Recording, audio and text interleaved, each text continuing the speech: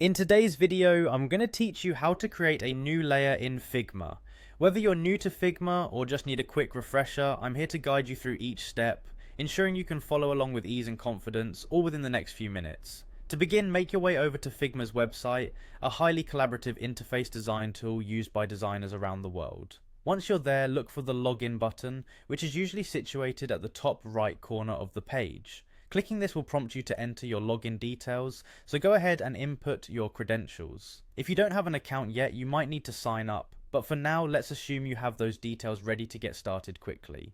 Once logged in, you'll find yourself on Figma's homepage where you can manage your files and access various design elements. Navigate this interface until you locate the section labeled Design. Clicking here takes you into your workspace, a clean and intuitive environment where all the design magic happens.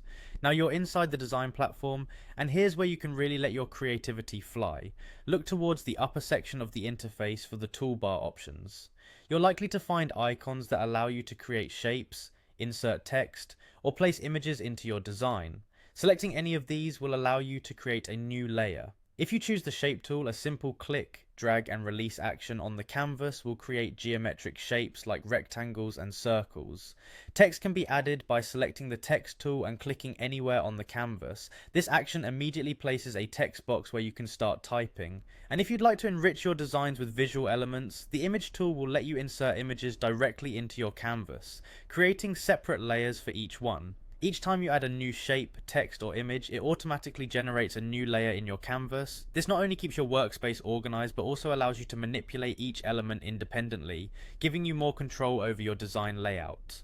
As you work through these steps, remember the simplicity and power behind layering in Figma. Layers can be moved, reordered, grouped or styled individually, making it a flexible tool for creating intricate designs with ease. And there you have it, you've successfully created new layers in Figma. Whether it's for a simple project or an elaborate design, you now have the foundational skills to make intelligent use of layers in Figma. Keep experimenting, and don't hesitate to explore additional functions that Figma offers to enhance your designs even further.